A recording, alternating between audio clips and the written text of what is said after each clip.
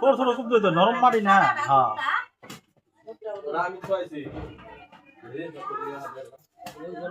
গতকাল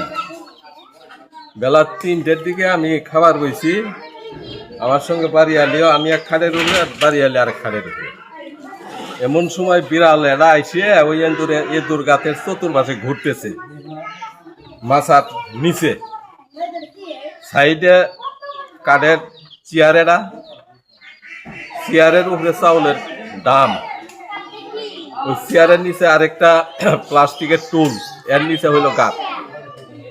তা আমি খাইতেছি আর দেখতেছি যে দেখি বিড়াল কি বিড়াল একটু একটু করে আসছে আর দেহে আর ফুসকি দেয় এই অবস্থা দেখার পরে দেখছেন সাপ এটা বাইর হয়ে এইভাবে ফানা ধরছে তাড়াতাড়ি হাত দিয়ে আমি ভাই বাইসতে করে ডাক দিয়ে আইনি পরে খোদাখুদি করিয়ে দেখতেছি যে কই আর কোনো খোঁজ খবর পাইলাম না এটা গতকালের ঘটনা এরপরে আজ সকালে বাইসতে ভাই এরা যে খবর দিয়ে যে লোকজন আইসে আজকে খুঁজতেই আছে কিন্তু এখনো সাপের কোনো সন্ধান পাইতেছে না এই খোদাখুদি অবস্থার মধ্যেই আছে ধরো দি যেগুলো টাঙ্গের নিচে ওরে খাড়ের নিচে টাঙের নিচে দেন না গত্তা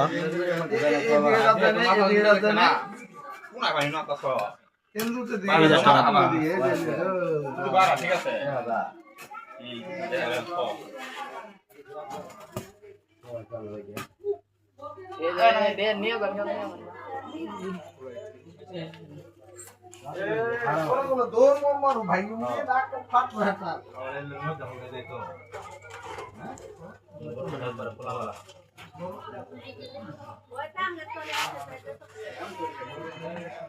যেটি কথা খালি টাঙের তলে আছে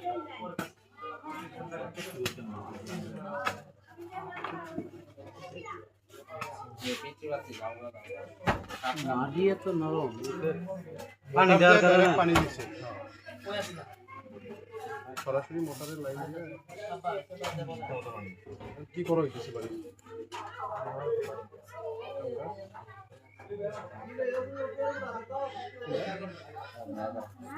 কোন স্কুলে মোবারক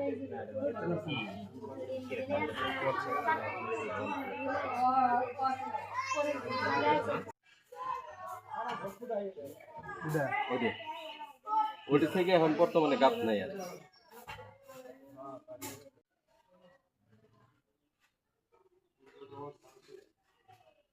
এই মাটির ভিতরে আবার ওই সারের নিচেও ওই সারির নিচেও হ্যাঁ